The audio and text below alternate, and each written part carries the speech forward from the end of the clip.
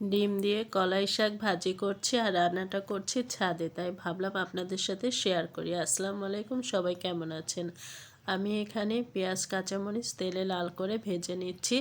এবার দিয়ে দেব হলুদের গুঁড়া,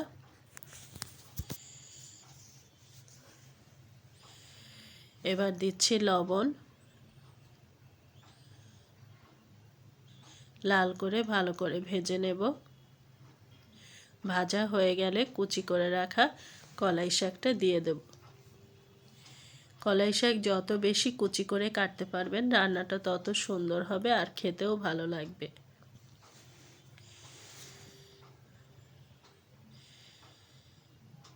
এবার সিদ্ধ হয়ে যখন শাকটা কমে আসবে তখন একটা ডিম দিয়ে দেব।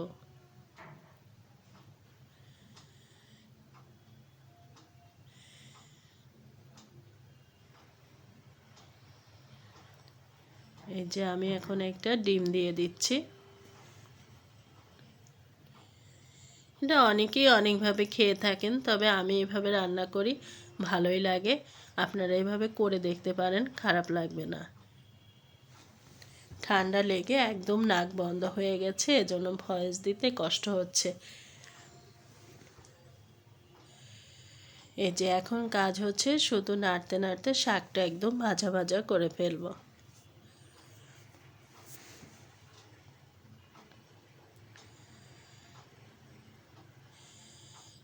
আমি এখানে পানি ব্যবহার করিনি, আপনারা চাইলে প্রয়োজন হলে সামান্য করতে পারেন।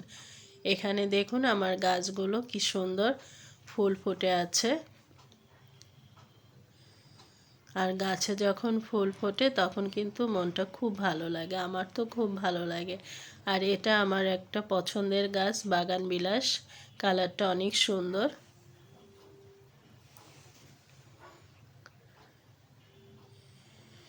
আর এদিকে দেখুন এই শাকগুলি বড় হয়ে গেছে। আর এই চুলাটা আমি নিজে তৈরি করেছি ইউটিউব দেখে, খুব ভালোই জ্বলে।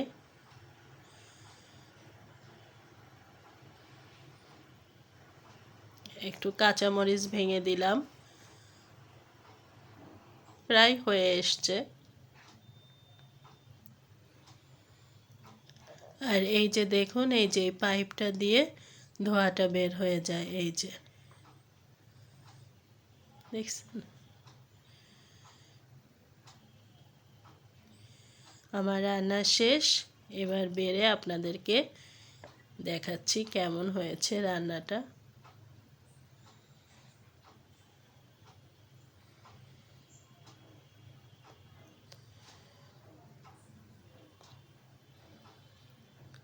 যারা এ পর্যন্ত ধৈর্য ধরে ভিডিওটি দেখেছেন সবাইকে অসংখ্য ধন্যবাদ। এই যে দেখুন কাছ থেকে দেখিয়ে দিলাম, আপনারা এইভাবে রান্না করে দেখতে পারেন, খেতে কিন্তু খুব ভালোই লাগে। আর যারা করেছেন তারা তো অবশ্যই জানেন খেতে কেমন লাগে। ভালো থাকবেন সবাই, আল্লাহ হাফেজ।